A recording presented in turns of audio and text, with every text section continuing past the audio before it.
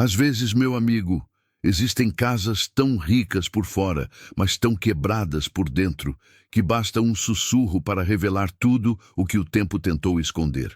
E foi exatamente isso que aconteceu na mansão Saldanha, onde 3 meninas, tão idênticas quanto feridas, fizeram 10 amas fugirem em menos de um mês. O que ninguém sabia é que aquele caos não era rebeldia, era dor. Dor de trigêmeas que perderam a mãe e, junto com ela, perderam também o pai para o silêncio do luto. Mas quando Marina, uma babá humilde, cruzou aqueles portões de ferro, algo começou a mudar. Primeiro devagar, depois como uma tempestade que não pede licença. Ela não levou luxo nem currículo de ouro. Levou o que ninguém ali tinha coragem de oferecer: coração. E foi assim que segredos guardados em caixinhas de papel começaram a desmontar o homem mais frio daquele lugar e a reconstruir uma família inteira. Hoje eu vou te contar essa história. Uma história de luto, transformação, segredos e reconciliação. Uma história que prova que, às vezes, basta uma pessoa disposta a ouvir para mudar o destino de quem nunca foi ouvido. Se essa história tocar o teu coração, e eu sei que vai, comenta aqui embaixo. Qual foi a última vez que alguém te ouviu de verdade? Curte, se inscreve e ativa o sininho, porque neste canal as histórias não são apenas contadas, elas são sentidas. Quando o amor entra, até o silêncio aprende a falar. A mansão Saldanha sempre pareceu grandiosa demais para acomodar o silêncio que vivia ali dentro. Cada corredor refletia frio, como se o mármore guardasse memórias que ninguém ousava tocar. E no centro dessa casa perfeita por fora, mas quebrada por dentro, viviam 3 meninas idênticas no rosto e opostas na alma: Catarina, Lívia e Bruna, trigêmeas que carregavam no olhar mais perguntas do que qualquer adulto poderia responder. E foi desse conflito silencioso que nasceu a fama terrível que corria pelas bocas dos empregados. As histórias sobre elas cresciam como sombras, endemoniadas, insuportáveis, a maldição da casa. Ninguém se perguntava o que havia por trás dessa rebeldia. Apenas sabiam que 10 amas tinham fugido apavoradas em um mês, batendo a porta como quem escapa de um pesadelo. As meninas assistiam a cada saída com uma mistura de riso e vazio. O riso para esconder, o vazio para sobreviver. Era mais fácil serem temidas do que ignoradas. Lívia liderava as travessuras como quem tenta controlar um mundo interno prestes a explodir. Catarina buscava rigidez, como se endurecer fosse a única maneira de não quebrar por dentro. E Bruna era a sombra silenciosa das duas, aquela cujo olhar grande parecia pedir ajuda mesmo quando nenhum som escapava de seus lábios. Juntas não eram monstros, eram tempestades. E tempestades não surgem do nada. Os empregados, incapazes de entender o caos infantil, fugiam delas como se fossem criaturas sobrenaturais. As vizinhas ricas cochichavam nas cercas vivas, inventando teorias sobre a maldição da família Saldanha. Mas ninguém realmente via as meninas. Ninguém enxergava as dores que pulsavam por trás de cada pegadinha, cada grito, cada olhar atravessado. Era mais fácil apontar o dedo do que oferecer a mão. A verdade era muito mais simples e infinitamente mais cruel. Aquelas 3 crianças tinham aprendido que o único jeito de serem percebidas era fazendo barulho, porque no silêncio daquela casa, seus sentimentos não tinham espaço para existir. A rebeldia virou linguagem, a bagunça virou grito, a indisciplina virou pedido secreto. Cada travessura era uma carta não lida endereçada ao pai. Foram anos assim. Anos em que a mansão ecoava pequenos terremotos provocados por 3 meninas, que não sabiam como pedir o que todo ser humano precisa: amor, escuta, toque, presença. Mas ninguém decifrava seus sinais. Ninguém se aproximava o suficiente para entender que por trás da bagunça havia abandono emocional. As trigêmeas não queriam destruir a casa, queriam reconstruir o que havia sido perdido. E enquanto os empregados fugiam, enquanto os boatos aumentavam, a mansão Saldanha continuava adormecida num luto que ninguém tinha coragem de nomear. Era como se todo aquele mármore brilhasse apenas para esconder as rachaduras. Mas o destino, sempre imprevisível, já estava movendo suas peças. Porque o que parecia caos incontrolável era só o começo de uma história muito maior, prestes a se transformar com a chegada de alguém que ninguém esperava. Augusto Saldanha era um homem que todos admiravam de longe, mas que ninguém realmente conhecia. Seu olhar firme e postura impenetrável davam a impressão de força, mas por trás daquele terno impecável havia um homem que perdera muito mais do que coragem. Desde a morte de Helena, sua esposa, a mansão inteira mergulhou numa espécie de inverno permanente. Foi como se o riso tivesse sido enterrado com ela. E Augusto, sem saber lidar com a própria dor, enterrou-se junto. Ele acreditava que disciplina sustentaria a casa onde o amor havia sido arrancado pela raiz. Tentava controlar tudo ao redor, porque não conseguia controlar o que sentia por dentro. No fundo, Augusto não era frio, estava quebrado, mas ninguém ousava se aproximar para ver isso. Preferiam chamá-lo de rígido, de impiedoso, de distante. A verdade é que, desde que perdeu Helena, ele não sabia como ser pai, porque ainda não tinha conseguido ser um homem que sentia. As trigêmeas, pequenas demais para entender a profundidade do luto, apenas percebiam que o pai se tornara uma sombra que passava por elas sem realmente vê-las. Ele as observava de longe, sim, mas com medo. Medo de falhar, medo de amar de novo. Medo de permitir que a dor retornasse.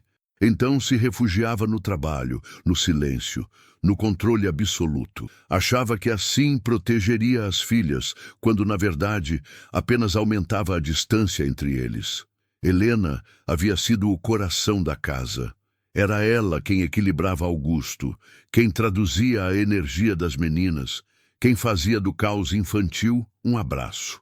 Quando ela partiu, levou com ela a ponte que unia pai e filhas. Augusto tentou construir uma nova, mas usou cimento de disciplina, não de afeto. E pontes feitas apenas de regra não sustentam o peso de 3 meninas cheias de saudade. Foi ali que tudo começou a ruir. A dor de Augusto era silenciosa. Ele chorava onde ninguém via. E justamente por isso as trigêmeas acreditavam que ele não sentia nada. Mas ele sentia. E sentia tanto que preferiu fechar portas, erguer paredes, trancar emoções. A mansão virou um espelho dele, bonita, organizada, impecável e completamente vazia. Cada corredor refletia não a ausência de barulho, mas a ausência de vida. E as meninas cresceram acreditando que o pai simplesmente não se importava. Essa distância transformou cada travessura das trigêmeas em um pedido de socorro que Augusto não conseguia interpretar. Quando uma ama pedia demissão, ele apenas concluía que as filhas eram difíceis, que precisavam de mais rigidez. Não percebia que o problema real era um só. Elas tinham perdido a mãe e, com ela, o único elo que ainda o ligava emocionalmente às meninas. Ele lutava contra o caos sem perceber que o caos só existia porque faltava abraço. A mansão continuava respirando tristeza e Augusto continuava vivendo como se estivesse preso numa tempestade eterna. Mas, como toda história que o tempo revela, até os corações mais duros chegam a um ponto de ruptura. E foi exatamente nesse momento frágil, em meio ao silêncio que sufocava cada canto da casa, que o destino decidiu agir, preparando a chegada de alguém que não tinha título, luxo ou fama, apenas coragem para enxergar o que ninguém via. Quando Marina chegou à mansão Saldanha, parecia pequena demais diante dos portões de ferro que guardavam tanto silêncio acumulado. Ela carregava apenas uma mala simples, um vestido gasto e um olhar que carregava mais histórias do que bens. Não havia recomendações luxuosas, nem uma agência famosa por trás dela. Só coragem. Coragem de entrar num lugar onde 10 amas haviam saído correndo em apenas um mês. Mas Marina não era como as outras. Ela não se assustava com dor. O segurança zombou dela antes mesmo de abrir o portão. Disse que ela não duraria 3 dias, como se aquela casa fosse uma fera à espera da próxima vítima. Marina apenas sorriu, um sorriso pequeno, mas firme. Quem já enfrentou batalhas de verdade não teme as sombras dos outros. Ela deu o primeiro passo para dentro da mansão, como quem entra num território proibido, mas com a calma de quem sabe exatamente o motivo de estar ali. E isso já começou a mudar o ar à sua volta. Quando o mordomo Bento a recebeu, fez questão de medir cada detalhe dela, da roupa aos sapatos. Nada naquele uniforme recém-passado combinava com o brilho frio da mansão. A casa estava acostumada com perfeição, não com humanidade. E foi exatamente essa diferença que fez alguns empregados desviarem o olhar, envergonhados sem saber por quê. Apenas Dona Teresa, a cozinheira, permitiu-se um gesto de afeto, um aceno rápido seguido de um conselho. Aqui falta é coração, não dinheiro. Marina não entendeu completamente na hora, mas algo dentro dela reconheceu a verdade escondida nessas palavras. Seguiu pela casa conduzida por Bento, como quem caminha por um labirinto de memórias congeladas. O silêncio não era confortável, era pesado, carregado, sufocante.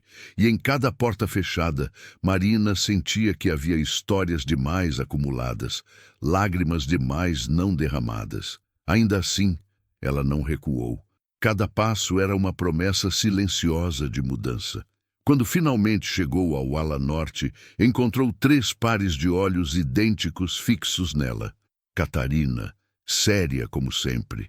Lívia, com um sorriso provocador, pronto para testá-la. Bruna, um pouco atrás das irmãs, observando tudo com timidez e curiosidade. Nenhuma sorriu, nenhuma fez questão de ser simpática. Eram 3 pequenas muralhas, construídas a partir de medo, saudade e carência. Marina, no entanto, não se assustou com nenhuma delas.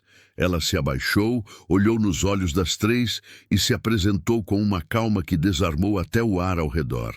Não havia ali autoridade forçada, nem medo, nem irritação. Só presença. Lívia, sempre rápida, perguntou se ela também duraria 3 dias, num tom de desafio. Marina respondeu que se fossem apenas 3 dias, então seriam os melhores 3 dias da vida delas. Foi simples, mas poderoso, porque ninguém antes havia respondido com leveza, sempre com raiva, ameaça ou fuga. E naquele instante minúsculo, quase imperceptível, algo mudou. Não foram sorrisos nem abraços. Foi uma faísca, um brilho diferente que passou pelos olhos das 3 meninas ao mesmo tempo. Pois pela primeira vez, alguém não tentou consertá-las, julgá-las ou dominá-las. Alguém tentou enxergá-las. E era exatamente isso que o destino queria. Abrir a primeira rachadura no muro que cercava a mansão Saldanha. A história estava apenas começando a se transformar. Na manhã seguinte, as trigêmeas despertaram com uma missão silenciosa estampada em seus olhos. Expulsar Marina antes que ela se acostumasse com a rotina da casa. Catarina organizou o plano como quem comanda um exército. Lívia assumiu a liderança das travessuras e Bruna seguiu as irmãs com a mesma hesitação costumeira. Para elas, não era maldade, era sobrevivência. Se as babás iam embora, era melhor que fossem rápido, antes que elas mesmas fossem deixadas para trás outra vez. O primeiro teste foi no café da manhã, ritual que sempre colocava as amas anteriores de joelhos. Elas sabotaram o leite, amassaram o pão e se prepararam para a confusão. Assim que Marina colocou os pratos na mesa, as 3 iniciaram o teatro. Catarina cuspiu o leite, dizendo que estava azedo, Lívia fingiu engasgar como se estivesse sendo envenenada, e Bruna mordeu o pão com uma expressão de pura tragédia. A cena era perfeita, dramatização digna de novela. Mas Marina não caiu no jogo. Tomou um gole do mesmo leite, provou o pão e sorriu com simplicidade. Disse que estava delicioso. A expressão das meninas se desarmou por um segundo, como se alguém tivesse arrancado o script de suas mãos. Marina, então, fez algo que nenhuma ama tinha feito antes. Não brigou, não gritou, não reclamou. Ela chamou as meninas para fazer o próprio café da manhã. Panquecas com banana. Segredo nosso, sussurrou, piscando como cúmplice. A cozinha, que sempre fora território proibido para risos infantis, se transformou numa oficina de afeto. Lívia batia a massa com entusiasmo exagerado, espalhando farinha por todos os azulejos. Catarina, contrariada, aceitou quebrar os ovos, concentrando-se para não errar. E Bruna mexia a mistura com delicadeza, até que uma risadinha escapou ao ver o nariz da irmã coberto de farinha. Foi ali, entre respingos e cheiros de panqueca quente, que a primeira ponte começou a surgir. Quando experimentaram a primeira panqueca, Lívia arregalou os olhos e confessou em sussurro que estava melhor que o pão de sempre. Bruna completou baixinho que talvez fosse porque tinham feito juntas. Até Catarina, sempre rígida, deixou escapar um sorriso pequeno, quase escondido. A sabotagem tinha falhado, mas pela primeira vez, aquele fracasso não doeu. Parecia bom, parecia familiar. Parecia algo que elas não sentiam havia muito tempo. Mais tarde, no jardim, as meninas tentaram outra emboscada. Esticaram uma corda entre dois arbustos, esperando que Marina tropeçasse e reclamasse. Mas antes mesmo de cair, Marina viu a armadilha. E mesmo assim fingiu um tropeço dramático, caindo no gramado como uma atriz de teatro. As três meninas explodiram em gargalhadas, gargalhadas de verdade, aquelas que nascem da surpresa e não do deboche. Pela primeira vez, Catarina riu sem se proteger. E enquanto elas riam, algo poderoso aconteceu. Marina ganhou a confiança que nenhuma outra ama sequer sonhou conquistar. Não porque era perfeita, mas porque estava presente. Porque não se ofendia com o caos, nem reagia com dureza. Ela não veio para domar, veio para entender. E as meninas, sem perceber, estavam cedendo. Estavam deixando que alguém entrasse nos espaços que haviam mantido fechados por tanto tempo. O riso das trigêmeas começou a ecoar pelo jardim com uma força que a mansão Saldanha não ouvia havia anos. Para a maioria dos empregados, aquele som era quase milagroso. Mas para Augusto, trancado em seu escritório de vidro, aquilo soava como uma ameaça à ordem que ele acreditava controlar. Ele levantou subitamente da poltrona ao ouvir as gargalhadas das filhas misturadas à voz leve de Marina. Como se a alegria fosse algo indesejado. Como se o riso fosse perigoso demais. Augusto desceu até o jardim com passos pesados, a expressão dura como aço polido. Quando apareceu entre os arbustos, o silêncio caiu como uma sombra. Catarina congelou, Lívia escondeu o saco de batatas atrás das costas, e Bruna recuou um passo instintivo. Marina ergueu os olhos e encontrou o rosto tenso do patrão, que parecia caminhar entre elas como um juiz num tribunal invisível. O que significa essa bagunça? Ele disparou, apontando a terra espalhada pelo gramado. Marina respondeu com calma, mas a serenidade dela o irritou ainda mais. Explicou que as meninas estavam brincando, descobrindo juntas um momento de leveza que fazia tempo que não viviam. Augusto, porém, pareceu cego àquilo. Disse que aquilo não era brincadeira, era indisciplina. Disse que as filhas precisavam de estrutura, não de jogos.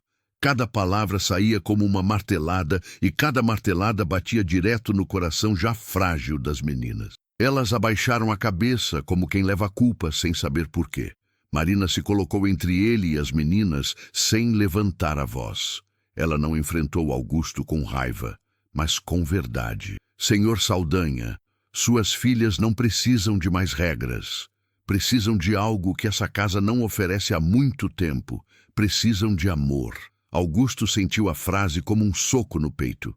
Seus olhos se estreitaram, e a confusão entre raiva e dor o tornou quase irreconhecível. Ninguém jamais falava com ele daquele jeito. Ninguém ousava. Bruna, com voz quase apagada, murmurou algo que cortou o ar. Com ela parece quando a mamãe estava. E essa pequena frase abriu uma rachadura profunda na couraça de Augusto. Ele virou o rosto, incapaz de encarar o próprio reflexo nas palavras da filha. Era mais fácil reprimir, mandar, impor silêncio. Encarar sentimentos exigia coragem. E ele ainda não tinha. Sem responder, Augusto se afastou, deixando um rastro de tensão que Marina sentiu até o último fio do cabelo. Depois que ele saiu, Marina se ajoelhou na altura das trigêmeas, como sempre fazia quando precisava que elas se sentissem vistas. Disse que até os muros mais altos têm rachaduras e que um dia, cedo ou tarde, o muro do pai delas também iria ceder. Catarina, que sempre fingia não sentir nada, apertou o punho com força. Lívia mordeu o lábio para não chorar. Bruna apenas encostou a cabeça no ombro de Marina. O conflito estava instalado, e era apenas o início. No fundo, Marina sabia que Augusto não era cruel, apenas estava perdido. O luto havia endurecido suas mãos, sua voz, seus olhos, mas não o coração. Esse ainda existia, escondido debaixo de camadas que só alguém disposto a sentir poderia alcançar. O choque entre os dois não era apenas uma divergência de métodos, era o encontro de duas formas de enxergar a dor. E esse encontro não iria parar por ali, estava prestes a ficar ainda mais profundo. Marina percebeu cedo que as trigêmeas carregavam sentimentos que não sabiam transformar em palavras. Era como se cada uma tivesse um cofre dentro do peito, trancado, esquecido e pesado demais para crianças tão pequenas. Foi então que ela criou um jogo silencioso, delicado, que não parecia terapia, disciplina ou imposição. Ela começou a dobrar pequenos pássaros de papel colorido e entregá-los às meninas, como quem oferece uma chave para dentro. Aqui ninguém precisa ver se vocês não quiserem. É só para guardar o que pesa demais. Lívia adorou o jogo imediatamente. Preencheu seus pássaros com piadas, desenhos tortos de gatos, caretas e palavras inventadas. Era seu jeito de transformar dor em riso. Sempre foi. Bruna, mais reservada, escrevia pouco. Às vezes apenas uma palavra. Mamãe, medo, abraço. Palavras simples, mas tão carregadas de sentimento que pareciam vibrar quando Marina as segurava. Catarina, no início, recusou. Disse que não precisava de jogos bobos, que era forte, que nada a abalava.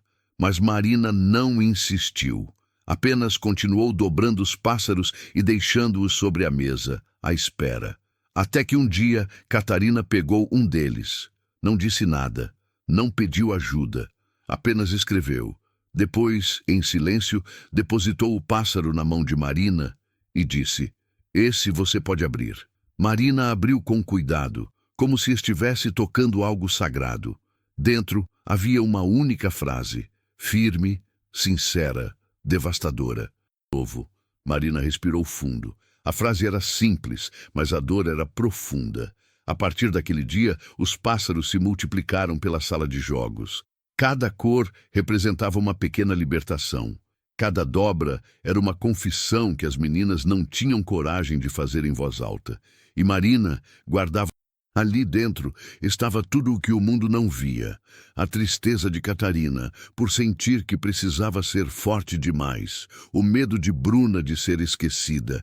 A necessidade de Lívia de chamar atenção para não perder o pouco que restava do pai. Noite, porém, Augusto entrou na sala e encontrou as meninas e Marina cercadas pelos pássaros espalhados pelo tapete. Ele não entendeu, não viu ternura, viu desordem, viu segredo, viu ameaça. Marchou até a caixinha e tentou pegá-la, mas Catarina se colocou à frente com uma coragem que nem ela sabia que tinha. "Não, papai!" Foi a primeira vez que ela levantou a voz contra ele. O silêncio que se instalou parecia partir o ar ao meio. Até os empregados que observavam de longe ficaram imóveis. Marina tentou explicar que os pássaros não eram rebeldia, eram pedidos. Eram dores transformadas em papel porque ninguém as escutava. Mas Augusto, ferido e confuso, Não conseguia enxergar além do significado literal. Para ele, segredos entre as filhas e a babá eram afronta, eram desafio, eram desobediência. Catarina, tremendo dos pés à cabeça, disse novamente que ele não poderia tirar a caixinha delas. Era tudo o que tinham para dizer, o que não sabiam falar.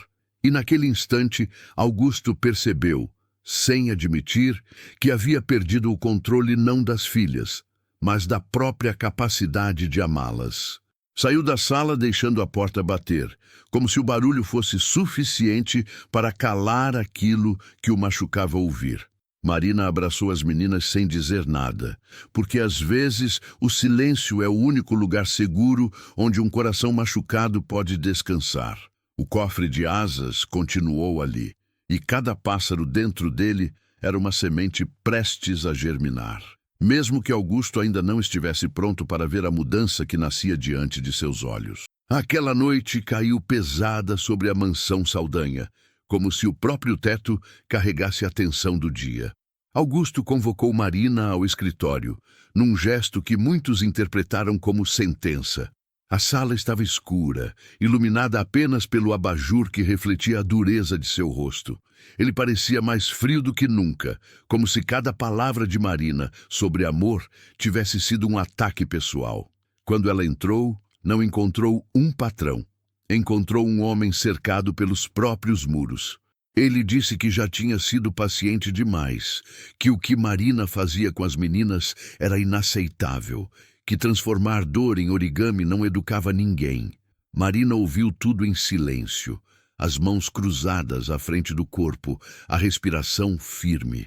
E quando Augusto golpeou a mesa com a palma, dizendo que ele era o pai e só ele sabia o que era melhor para as filhas, foi como se a casa inteira prendesse a respiração. Ele não estava com raiva dela, estava com raiva da própria impotência. Marina então disse a frase que mudou tudo. Baixou o tom, mas não a coragem, e perguntou: "Tem certeza de que o senhor sabe o que é melhor, Augusto?" Foi como uma lâmina cortando a armadura dele. O nome dito sem formalidade, o espelho que ela colocava diante dele, a verdade que ele tentava fugir. Augusto empalideceu, não de fúria, mas de choque. Ninguém ousava atravessar suas defesas, ninguém até Marina. Ela continuou, sem gritar, sem humilhar, sem impor. Disse que via em suas filhas dores que ele não enxergava, porque não permitia que ninguém se aproximasse o suficiente. Disse que as meninas não precisavam de mais ordens, precisavam do pai. E então tocou na ferida mais escondida, Helena. Disse que Augusto não apenas perdera a esposa, mas deixara que as filhas perdessem o pai no mesmo dia. Augusto cambaleou como se alguém tivesse arrancado o ar de seus pulmões. "Não mencione Helena", ele rugiu, levantando-se com olhos marejados, incapaz de controlar a mistura de saudade e culpa que o consumia. Mas Marina não recuou. Ela sabia que era preciso abrir aquela porta para que qualquer cura fosse possível. Disse que não queria machucar, mas que fingir que nada aconteceu estava destruindo as meninas. Augusto afundou na cadeira, com o rosto preso entre as mãos, tão pequeno quanto um homem pode ser diante da própria dor. A mansão inteira parecia silenciosa demais do lado de fora, como se até os móveis esperassem a decisão que estava por vir. Augusto mal conseguia respirar entre a dor e o orgulho. Finalmente murmurou: "Vá embora, esta noite." Era a frase que ele usava quando o medo falava mais alto que o amor. Marina respirou fundo e, com a mesma calma de sempre, respondeu que se ela fosse embora, ele não perderia só uma funcionária, perderia a última chance de reconstruir suas filhas. E então saiu, deixando um peso no ar que nenhum dos dois conseguiu suportar. Augusto ficou sozinho, cercado pelos próprios fantasmas. Sobre a mesa havia uma foto antiga.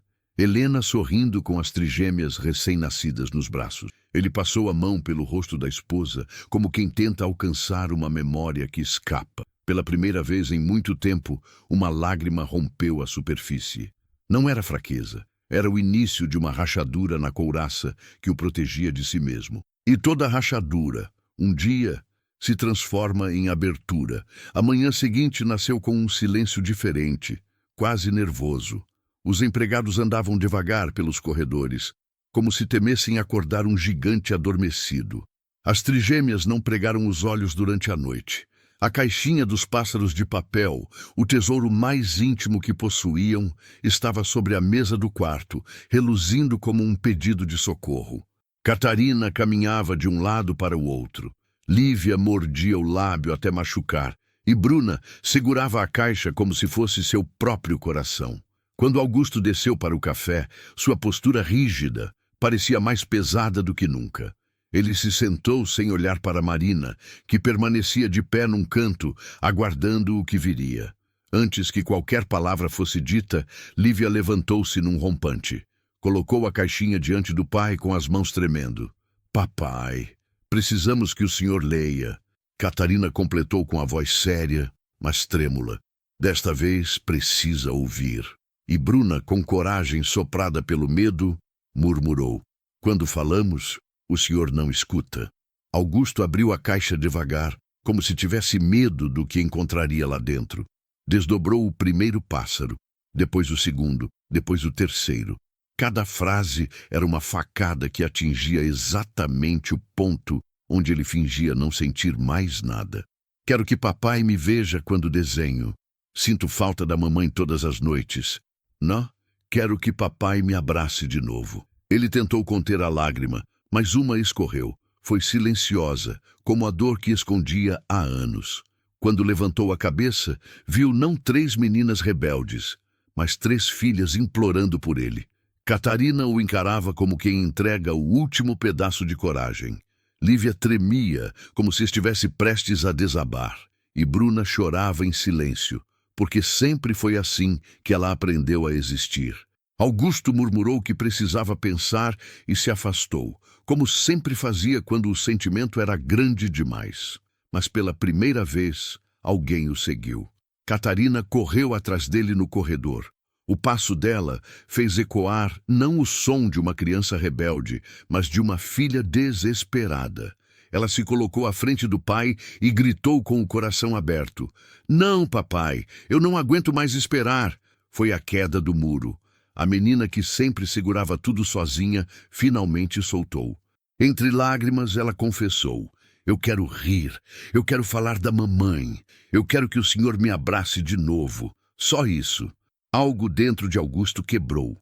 Ele levantou a mão, e todos que observavam à distância pensaram que ele fosse repreendê-la. Mas Augusto não fez isso. Em vez disso, pousou a mão no ombro da filha com uma delicadeza que ele mesmo parecia ter esquecido. Catarina desabou nos braços dele, soluçando como uma criança que finalmente encontra abrigo. Lívia e Bruna vieram correndo, e Augusto as abraçou juntas. Um abraço desajeitado, tremido, imperfeito, mas verdadeiro. O primeiro em anos. Marina observava de longe, com os olhos marejados. Ela sabia que aquele abraço não resolvia tudo, mas abria uma porta que há muito tempo estava trancada. E quando portas se abrem, casas inteiras se transformam. Augusto ainda não era o pai que as meninas precisavam, mas naquele instante ele começou, pela primeira vez, a tentar ser.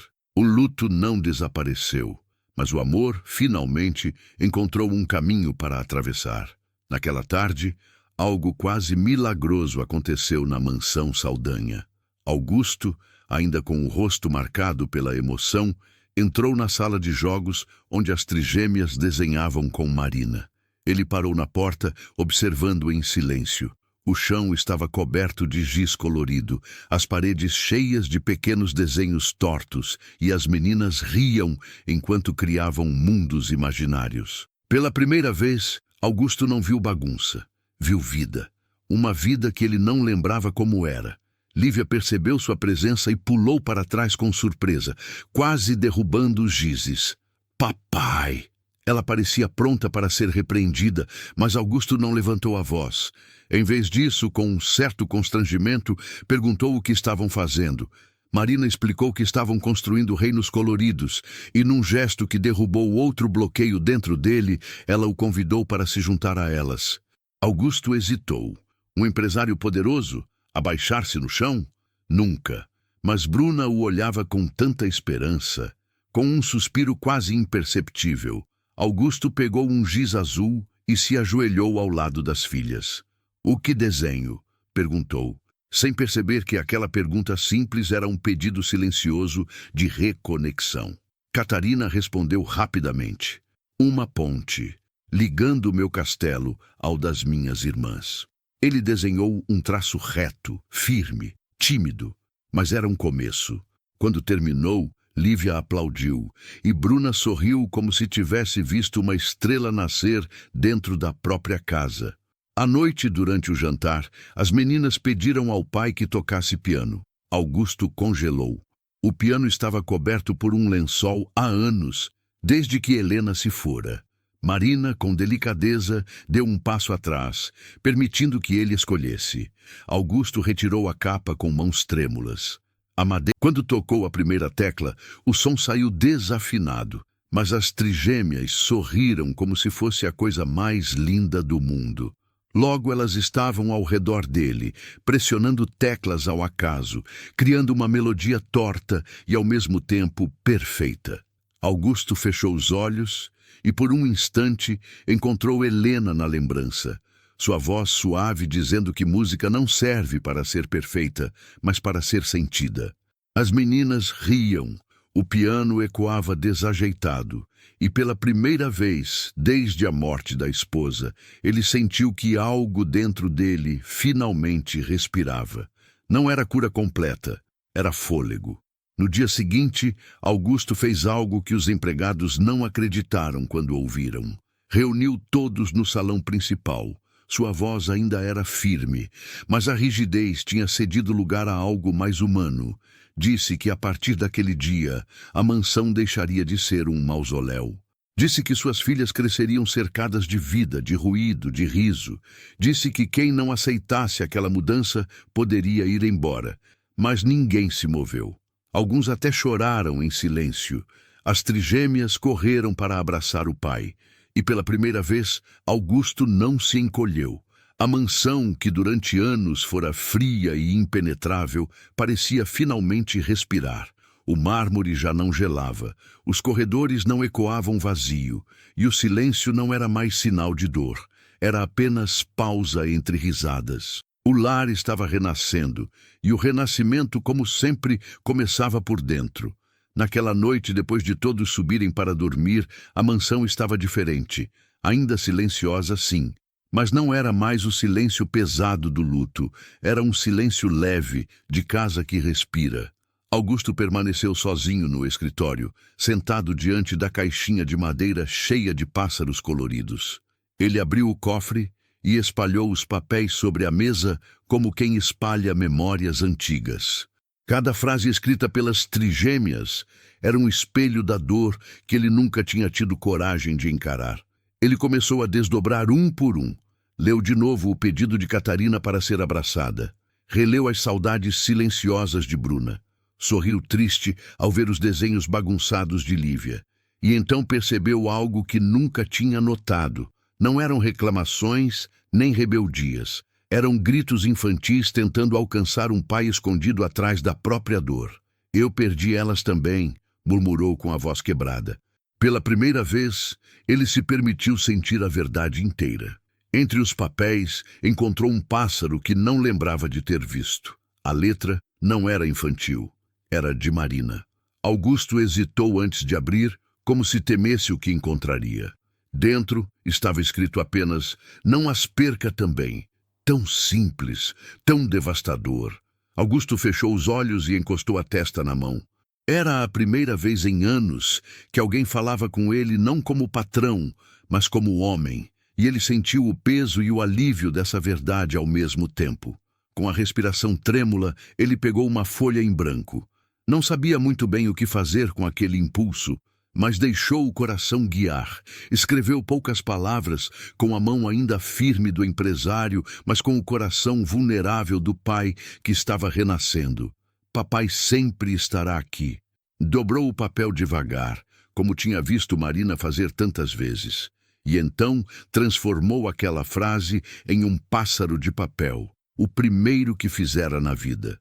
Na manhã seguinte, as trigêmeas acordaram cedo, como se pressentissem que algo especial estava para acontecer. Abriram a caixinha e encontraram o novo pássaro. Catarina pegou com as mãos trêmulas. Bruna leu em voz baixa, quase sem fôlego. Lívia levou a mão à boca para conter o choro. E então as três se abraçaram ao mesmo tempo, como se aquela pequena dobra de papel fosse o abraço que faltava para completar a ponte entre elas e o pai. Quando desceram para o café, Augusto já estava lá. Não escondido atrás do jornal, não com a expressão dura de sempre, mas sentado, esperando por elas. As trigêmeas correram. Ele abriu os braços sem hesitar desta vez.